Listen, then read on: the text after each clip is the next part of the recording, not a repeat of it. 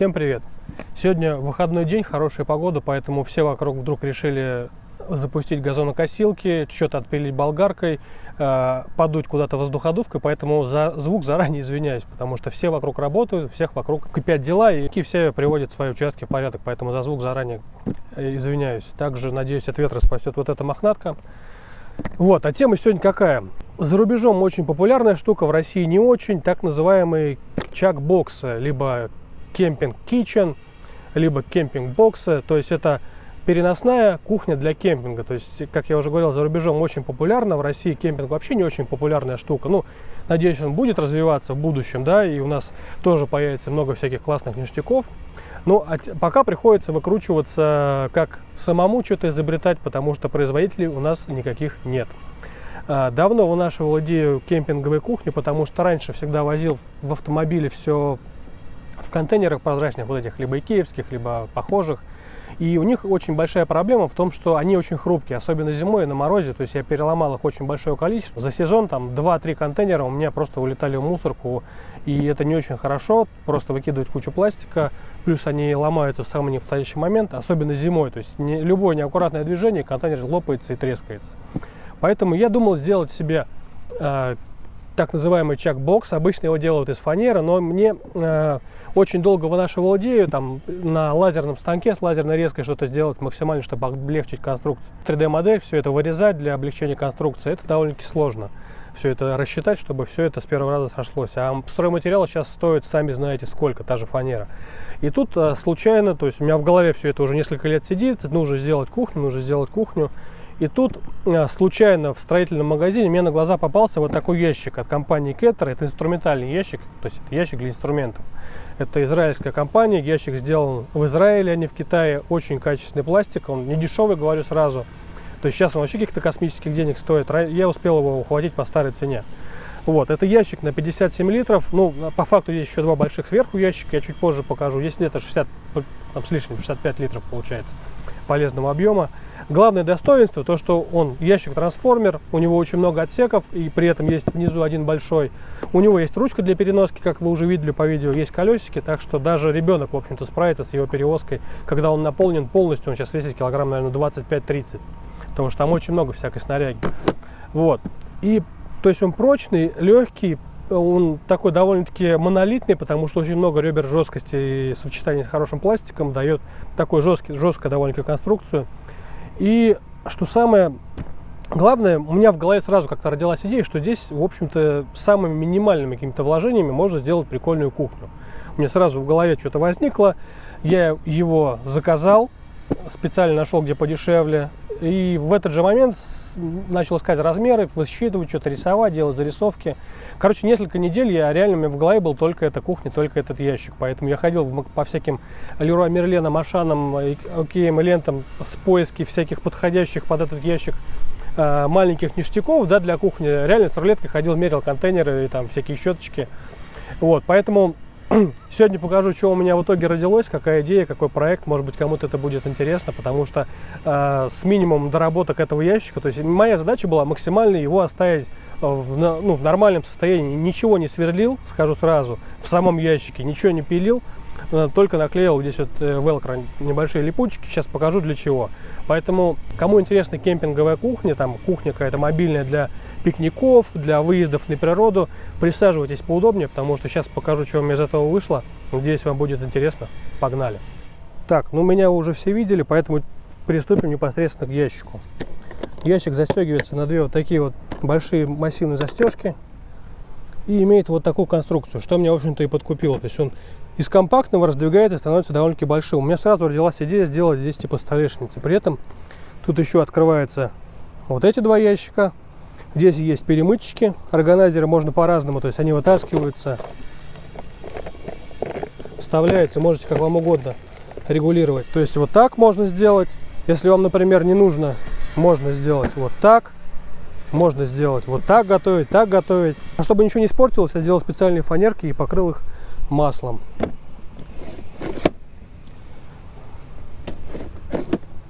Вот такой вот ящик получается. Давайте я покажу, что внутри и как он у меня собирается. Так, внутри у меня здесь все для того, чтобы готовить, и, в общем-то, вся кухня. У меня здесь есть полноценная раковина, говорю сразу. Так, это от раковины, чуть попозже покажу, как она работает. Раковина у меня сделана на основе душа из Декатлона кемпингового. Набор тарелочек вот таких складных с друшлаком. Очень удобно, кстати, вот эти силиконовые всякие штуки, потому что они раскладываются, и получается большая миска, в которую можно еду положить, либо какие-то овощи положить, помыть. Есть также раскладной друшлаг и чуть поменьше. Вот такой набор посуды. Буду откладывать, показывать и откладывать. Дальше вот такая штука для всяких каких-то грязных вещей. Сейчас покажу, как она у меня вот сюда вот она цепляется. Сейчас я покажу, когда все выложу, покажу, как кухня в собранном виде выглядит. Здесь вот такие вот фанерочки для мусорных пакетов.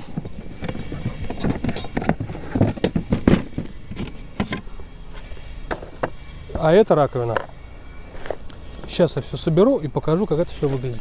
А внутри осталась посуда и горелки. Чтобы не портить, как я уже говорил, внешний вид ящика, я вырезал такие вот фанерочки, 4 мм фанера, и наклеил на них вот такие вот липучки, самоклеющиеся липучки Velcro.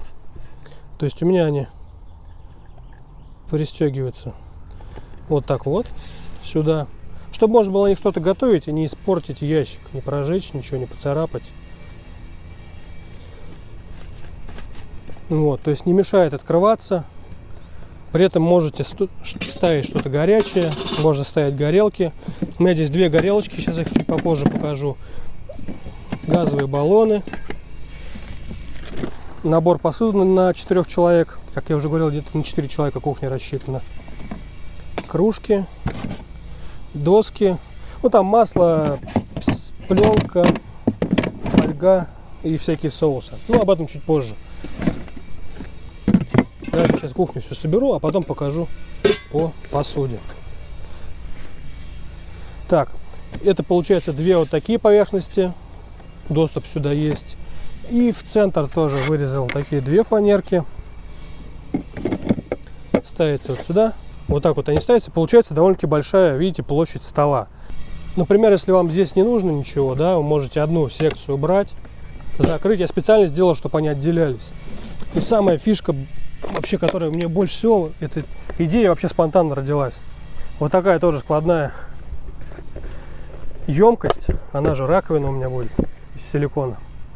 Я на заклепке сейчас видео вставлю, как это делается. Просто сюда приделал несколько крючков, которые купил в строительном магазине. Подобрал просто под диаметр ручки. И получается, что у меня здесь еще есть раковина. То есть вот так вот.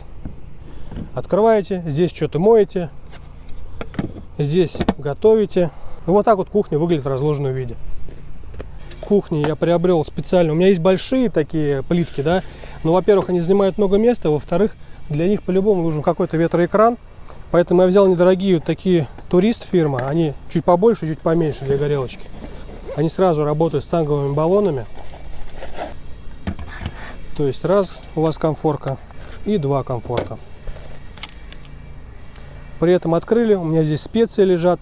Думал сначала тоже делать какой-то органайзер для специй, но потом понял, что это бесполезно, потому что специя все время какая-то заканчивается. Заходишь в магазин, покупаешь, она немножко другая, остается понемножку в каждом пакетике, контейнере, и поэтому их очень много становится. Я решил оставить просто вот много пакетиков и сложенную в отдельную ячейку.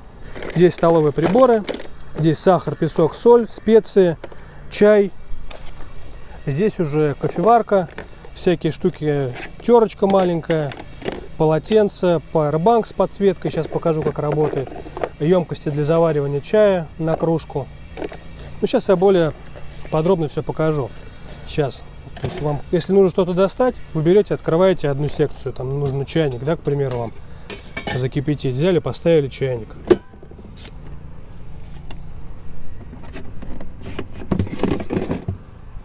Повторюсь, здесь у меня на 4 человек рассчитано. Если вы один или вас двое, можно всяких более интересных ништяков набрать. Так, давайте я все вытащу оттуда, чтобы нам туда больше не лазить. И сейчас покажу всякие мелочевки уже более подробно, как здесь все организовано.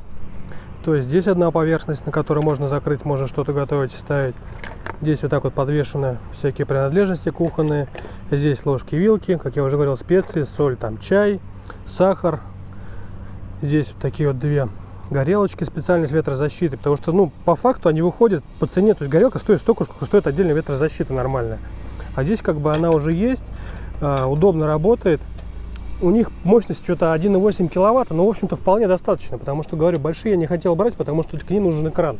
С них задувает, и чтобы не испортить ни ящик, ничего вокруг, взял с ветрозащитой, потому что я проверял, как бы, сколько, минут 40 я кипятил на ней воду специально, здесь ничего не нагревается. То есть здесь, вот, например, что-то жарите, здесь вы что-то кипятите, кастрюльку, чайник, к примеру. Здесь что-то режете, если вам что-то понадобилось, открыли, достали.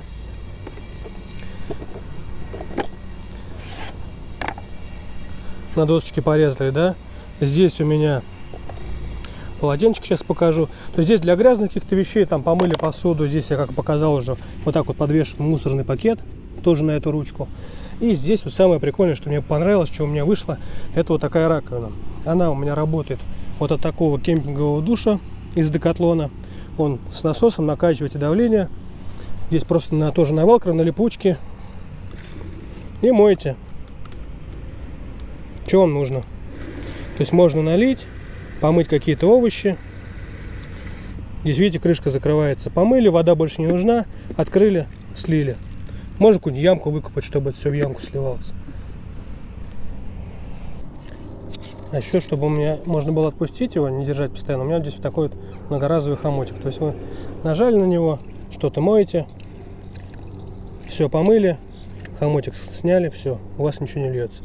И не надо ничего городить. Я говорю, я попытался в этой кухне, да, кемпинговой, сделать все максимально просто, чтобы не надо было ничего не пилить, особо не сверлить. То есть все делается из подручных каких-то средств и с минимумом затрат.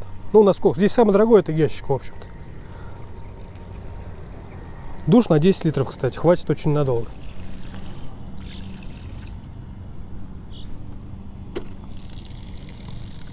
Ну, можно ямку выкопать, чтобы около кухни грязь не разводить. Этот душ еще нагревается от солнышка. У него вон там внизу есть термометр. Кстати, если интересно на душ обзор и на набор посуды, например, декатлоновской, можете написать. Сделаю на них отдельный обзор. Все это очень легко снимается, убирается. Если вам не нужно секцию, одну вытащили, сложили. На 4 человек все довольно-таки компактно получилось.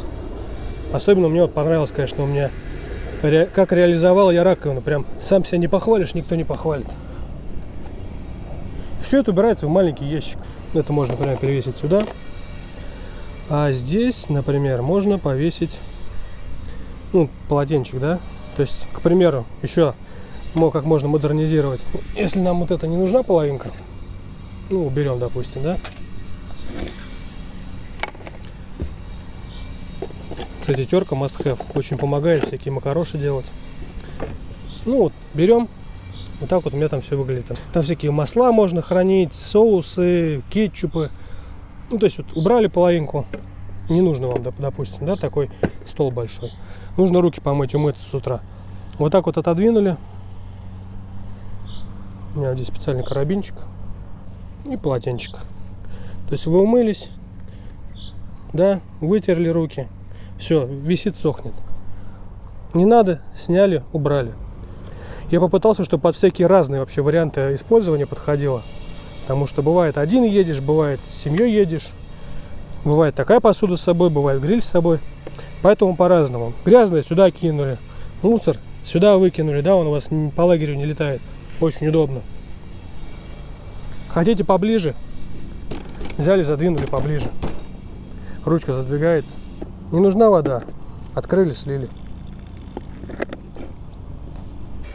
Вот, ну а в этой половинке у меня располагаются всякие принадлежности, то есть для мытья, всякие губки, щетки, газовые какие-то принадлежности, горелка, переходники, всяческие мусорные пакеты, терки, спички, зажигалки. Здесь кофеварка.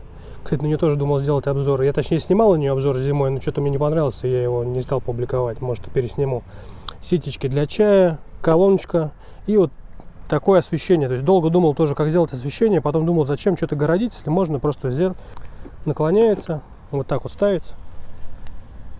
Вот видите, регулируется яркость. Ночью офигенно смотрится, то есть освещает всю вот эту столешницу. А также вечером, если хочется послушать музыку, взял, поставил сюда колоночку, у вас получается свет, колоночка, здесь чаек кипятится, здесь какие-то жарится что-то, здесь всякие специи, здесь у вас мусорный пакет,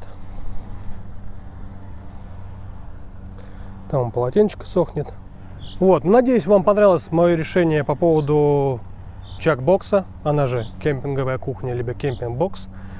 На базе инструментального ящика получилась вот такая вот довольно-таки, мне кажется, интересная конструкция. Она трансформер, идея на самом деле масса еще. Она будет постоянно дорабатываться, что-то будет меняться, потому что мне вот нравится что-то придумывать, что-то менять постоянно, находить какие-то более интересные идеи, потому что каждый день что-то новое. Там, я вот сегодня придумал, куда что-то еще повесить, куда что-то еще убрать. Поэтому там полотенце куда хорошо подходит. Это все будет по мере использования меняться, поэтому это не окончательный, конечно же, вариант. Я просто хотел вам показать идею саму, дать кому-то трамплин для того, чтобы, возможно, кто-то сделал это своими руками, там из фанеры, допустим. В идеале, конечно, это все на лазере нарезать, то есть сделать 3D-модель и на лазере разрезать, и уже чтобы у вас все было, все подходило. Единственная проблема все время с толщиной фанеры, когда на лазере режешь, она постоянно заявлена там 3 мм на 2,5, заявлена 4 мм 3,8. И получается, пазы болтаются. Короче, придется даже с лазером попотеть, на самом деле, чтобы все это нормально собиралось. Надеюсь, вам было интересно. Кому-то эта штука окажется интересной и полезной, и кто-то, может быть, заморочится сделать то же самое своими руками. Сам из фанеры ящик, например, какой-то соберет. Ну, либо просто я для кого-то из вас открыл такую штуку, как чак-бокс. Потому что, если вы ездите на машине, это очень удобно, что у вас не по разным сумкам все распихано, не по всяким куче контейнеров. Да, у вас все в одном месте, вы взяли, положили, когда вам нужно, в машину, поехали на пикник, поехали куда-то на природу. Если не нужно, взяли, из машины вытащили. Я поэтому и на этот ящик купился, потому что он с колесиками. То есть взял прямо из квартиры, вывез на лифте, по пандусу в машину положил, потому что он тяжелый, чтобы не таскать. И когда не надо, обратно из машины забрал.